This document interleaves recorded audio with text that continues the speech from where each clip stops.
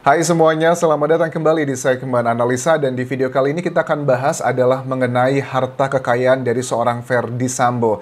Kenapa ini menjadi bagian yang penting dan juga mencurigakan? Karena ada beberapa hal, langkah dan juga strategi yang diambil oleh Ferdy Sambo beberapa waktu terakhir ini sepertinya diusahakan untuk melindungi dan juga mengamankan harta-harta yang dimiliki oleh Ferdy Sambo. Karena kalau kita lihat secara detail ya teman-teman, sudah ada aku pembahasan lebih detail mengenai berapa total penghasilan seorang Ferdy Sambo yang diketahui kan ternyata dia ini fokusnya adalah sebagai seorang anggota Polri saja dan jabatan terakhir dia adalah sebagai Kadif Propam dan juga Kepala Satgasus.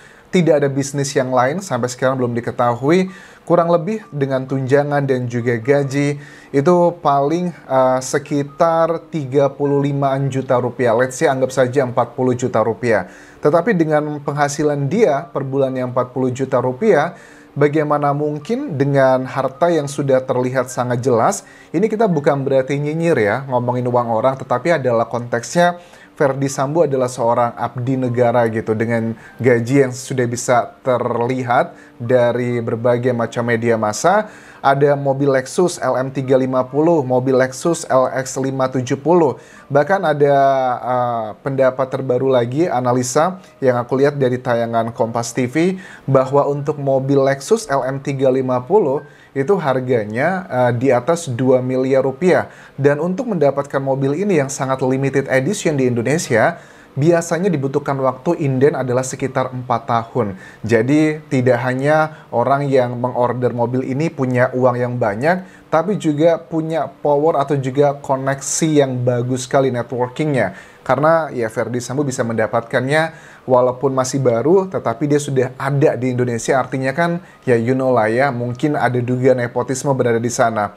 2,5 miliar, 5 miliar, anggap aja semuanya adalah let's say 7 miliar hanya untuk kendaraannya yang diketahui, belum yang ada di Magelang. Itu adalah untuk secara kasat nyata saja. Kemudian kalau untuk tas dan juga baju yang dipakai oleh Putri Chandrawati, misalnya kayak tas-tas mewah, rata-rata harganya itu adalah puluhan juta rupiah, itu cuma satu. Apakah Putri Chandrawati cuma punya tas satu? Sepertinya tidak. Dia pun aku lihat di rumahnya Saguling ada tas, lemari khusus tas gitu, yang itu mengindikasikan artinya ada minimal adalah belasan tas mewah. Anggap aja satu tas harganya mungkin 50 juta. Dikali dengan 10, aku yakin juga pasti ada yang ratusan juta rupiah tasnya. Itu udah berapa miliar saja. Ditambah dengan mobil, bagaimana dengan rumah Anjas? Oke, kita anggap aja rumah yang di Magelang itu berapa miliar harganya. Kemudian juga rumah yang di Jakarta yang ada dua, pertama di Bangka, memang itu adalah rumah orang tuanya Putri Chandrawati, kita ketahui dari persidangan. Sementara rumah yang berada di Saguling itu adalah rumah Ferdy Sambo, itu juga ada berapa miliar. Kalau yang di rumah Duren 3 itu adalah rumah dinas, jadi bukan miliknya Ferdy Sambo. Yang menjadi pertanyaan adalah begini, kalau kita ketahui, aku sempat melihat wawancara Metro TV, ada Panglima Andika ya, dengan Pak Andi F. Noya yang bertanya gitu, bagaimana mungkin Anda seorang Panglima gitu memiliki harta total dari laporannya adalah sekitar 179 miliar rupiah. Ini uangnya dari mana? Kemudian beliau mengatakan bahwa ini semua uang adalah hasil dari hibah dari mertuanya dalam bentuk bangunan ataupun juga tanah. Jadi karena Panglima Andika ini kan banyak menghabiskan waktu sekolah juga dan beruntung sekali punya mertua yang sangat baik, tetapi intinya adalah ada transparansi, itu uang berasal dari mertuanya, hibah jatuhnya seperti itu. Tetapi kalau dengan Ferdy Sambo sampai sekarang kita belum ada kejelasannya nih uangnya dari mana, apakah dari orang tuanya, ataukah dari mertuanya, atau dari mana. Ini juga yang aku menjadi penasaran. Kenapa dalam persidangan aku mengikuti dari awal hampir 3 bulan ini persidangan Ferdy Sambo dan lain-lainnya, itu tidak ada menggali lebih dalam mengenai asal mula harta tersebut. Aku yakin jawaban dari mungkin JPU ataupun pengacara ataupun juga hakim, karena itu tidak ada dalam surat dakwaan Anjas. Well, itu benar, mereka tidak salah, tetapi bisa saja harta-harta tersebut yang tidak wajar ini justru akan menjawab berbagai macam pertanyaan atau isu yang di kasus Verdi Sambo ini masih belum terungkap. Ya, kita ketahui juga kuasa hukum dari Joshua mengatakan bahwa Joshua itu tidak hanya memiliki rekening di Bank BNI, ada dua. Ini tentang isu yang hampir 100 triliun rupiah tersebut ya, yang dikatakan PPATK itu adalah pagu saja atau dana batas maksimal transaksi. Ada juga di Bank BCA, BRI, dan juga Mandiri. Ini banyak sekali ya uangnya Brigadir Joshua, walaupun sudah ditegaskan oleh Verdi Sambo di persidangan bahwa uang yang berada di para ajudannya tersebut, Ricky Rizal dan juga Joshua, itu semua adalah uangnya Verdi Sambo yang digunakan hanya untuk sebagai ya transportasi mobilitas sehari-hari, kehidupan bulanan untuk keluarga dia di Jakarta dan juga di Magelang. Kita hitung-hitungan aja secara logika. Let's say penghasilan 40 juta rupiah dengan monthly expense itu sekitar 200 jutaan rupiah lebih, itu uangnya dari mana? Kan menjadi pertanyaan sangat besar. Tetapi ini sepertinya adalah topik yang dihindari sekali ya, karena takutnya mungkin dugaanku adalah kayak efek domino teman-teman. Kalau untuk bagian uang ini nanti terbongkar, akan ada banyak lagi nih oknum-oknum yang juga akan tersangkut ke masalah ini. Kenapa ini menjadi bagian yang menjadi mulai perhatian media massa beberapa hari ini, walaupun dari awal juga sudah banyak yang mencurigai, tetapi sekarang lebih kental lagi.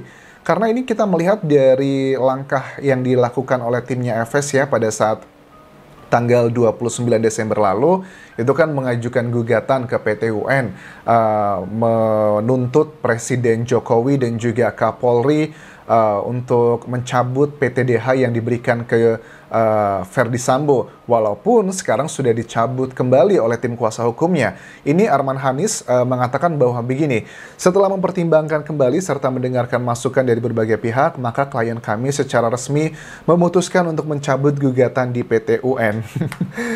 Verdi Sambo dan keluarga dengan rendah hati menerima dan memahami reaksi publik perihal upaya hukum di PT UN. Menurut aku sih ini adalah strategi yang dipakai oleh mereka sih. Mereka sepertinya ingin memberikan pesan ke masyarakat bahwa Verdi Sambo itu tidak sekaya itu. Dia juga masih butuh uang, walaupun fakta-fakta juga menunjukkan tidak seperti itu. Yang aku lihat sih bahwa teman-teman ya, uang yang sebegitu banyaknya, kalau kan kita nggak ada nih, diketahui bahwa tidak ada laporan untuk Verdi Sambo secara resmi seperti pejabat atau anggota abdi negara lainnya kan ada jelas tuh laporan keuangannya ada berapa. Tetapi untuk Verdi Sambo tidak dilaporkan secara detail. Kalau aku perkirakan ya, dengan harta yang dipakai itu kayak mobil, pakaiannya FS, biaya kehidupan sehari-hari. Kalau untuk mayoritas orang Indonesia, aku melihat dari diriku aja ya, mungkin profilnya agak sedikit mirip dalam hal adalah persentase ya, bukan dalam hal jumlah nominalnya. Biasanya orang-orang yang sudah well educated seperti Verdi Sambo, keluarganya, mereka sudah mengerti lah, mereka akan menghabiskan uang untuk terkesannya mewah, paling kan tidak sampai 30% dari total penghasilan mereka. Artinya gimana Anjas? Kalau setiap bulan Putri Chandrawati mengeluarkan uang 200 juta rupiah, kemudian juga dengan belanja ini dan itu mungkin 500 juta rupiah, 30% dari 500 juta itu cuma 30% dari total pendapatannya Verdi Sambo setiap bulannya. Padahal yang kita ketahui sampai sekarang Verdi Sambo tuh tugas utama dia hanya bekerja sebagai abdi negara di anggota Polri dengan 2 jabatan sebelumnya itu. Dan total penghasilannya paling sekitar 40 juta rupiah. Lantas ini kan sudah tidak masuk akal kemana. Dugaan-dugaan yang muncul ini adalah dari Satgasus. Ini masih menjadi teka-teki luar biasa. Kenapa Kapolri langsung begitu saja membubarkan Satgasus tanpa dilakukannya audit? Auditnya buat apa sih? Kenapa kita harus tahu juga? Karena ada banyak kasus yang ditangani oleh Satgasus yang ini, apalagi kalau aku lihat ya, dari data terbaru kan PPATK mengatakan bahwa pencucian uang itu paling banyak kasusnya berasal dari narkoba dan juga perjudian. Nah, narkoba dan perjudian itu teman-teman adalah beberapa di antara kasus-kasus yang dianggap spesial yang ditangani oleh Satgasus. Narkoba itu adalah lahan basah sekali ya, misalnya kayak menyita mungkin puluhan kilogram sabu atau ganja dan sebagainya. Ada dugaan begitu, yang dimusnahkan barang buktinya cuman 10% saja atau bahkan palsu, sisanya diperjualbelikan. Itu juga bukan sekedar isapan jempol belaka, ada oknum juga yang sudah terkait dengan peristiwa ini, walaupun masih dalam tahapan penyidikan. Tetapi ini tidak bisa menutup mata, memang ada peluang ke arah sana. Bagaimana juga dengan perjudian?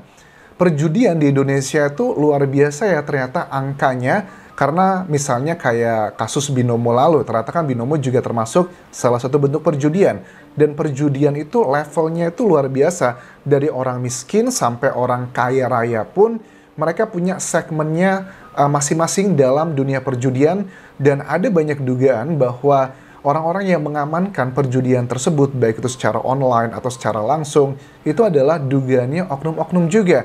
Dan dari skema atau diagram yang tersebar di masyarakat, yang tersebar itu adalah puncak tertingginya adalah Verdi Sambo sebagai orang yang mengontrol semuanya, walaupun tentunya itu harus menjadi penyidikan, walaupun sampai sekarang juga kita belum melihat kelanjutannya ya, bagaimana dengan isu mengenai diagram Sambo tersebut, kita belum clear sampai sekarang.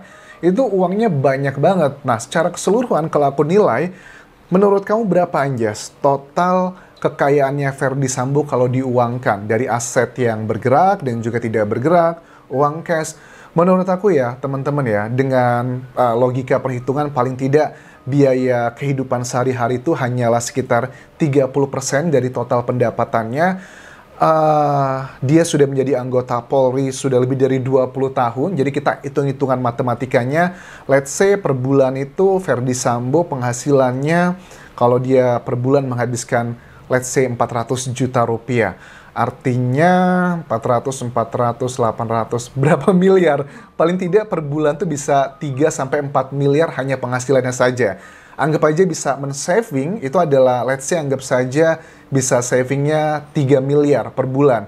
3 miliar per bulan dikali dengan 10 tahun terakhir saja begitu. Padahal kan sudah lebih dari hampir 20 tahun ya kalau nggak salah menjadi anggota Polri. Anggap aja yang lahan basah-basahnya itu adalah 10 atau 5 tahun terakhir, 10 tahun terakhir. Anggap aja 2 miliar dikali per tahun itu ada 12 miliar, dikali dengan 10 itu sudah berapa puluh miliar, belum dengan tambahan-tambahan sebelumnya. Jadi menurut aku perkiraanku ya, uangnya Verdi Sambo total aset semuanya itu paling tidak ada lebih di atas Panglima Andika. Kalau Panglima Andika itu 179 miliar yang uangnya itu atau aset itu berasal dari mertuanya. Kalau Verdi Sambo aku yakin di atas ini, menurut aku sih mendekati angka 1 triliun sih teman-teman. Ini uang yang banyak banget. Bahkan sekarang pun dengan orang tua dari keluarga, maksudnya Verdi Sambo dan juga Putri Chandrawati sebagai orang tua, ada anak-anaknya juga, masih juga kan fasilitas untuk anak-anaknya tidak berkurang. Masih ada banyak yang bekerja sebagai asisten rumah tangga untuk mengurusi anak-anaknya. Sekolahnya juga sekolah yang mahal, biaya hidup dan sebagainya. Paling tidak nyaris lah 1 triliun rupiah, paling tidak Verdi Sambo tuh punya uang sebegitu banyaknya. Nah, ini mudah-mudahan dalam persidangan nanti hakim dan juga jaksa mulailah menggali, mencari tahu masalah uang ini asalnya dari mana. Memang tidak berhubungan secara langsung karena tidak ada dalam surat dakwaan, tetapi kan ini suatu hal yang sangat mencurigakan dan menurut aku akan menjadi petunjuk yang sangat kuat tentang motif sebenarnya apa dari kasus ini, atau beberapa pertanyaan atau isu yang masih belum terjelaskan yang berusaha dikaburkan oleh Verdi Sambo. Kenapa ini aku kembali membahasnya? Karena memang langkah terakhir yang diambil oleh Verdi Sambo dengan mengajukan tuntutan ke PT UN Jakarta itu mencurigakan sekali. Ada pesan yang berusaha disampaikan di sana. Tetapi sama sekali tidak yakin kalau Verdi Sambo kekurangan uang atau bahkan kesulitan ekonomi. Justru yang dilakukan sekarang ini adalah salah satu langkah strategi untuk menyelamatkan harta dan juga uang dari Verdi Sambo. Bahkan sampai sekarang belum ada tuh dari anggota Polri atau penyidik atau bahkan jaksa atau hakim yang mengutik-utik ke arah sana. Mudah-mudahan kita lihat nanti di persidangan berikutnya. Ini adalah akhir tahun aku buat video kali ini teman-teman, dan sekaligus aku mengucapkan selamat tahun baru 2023. Mudah-mudahan hukum di Indonesia kualitasnya akan jauh lebih baik lagi dan tidak perlulah viral sebuah kasus untuk mendapatkan keadilan.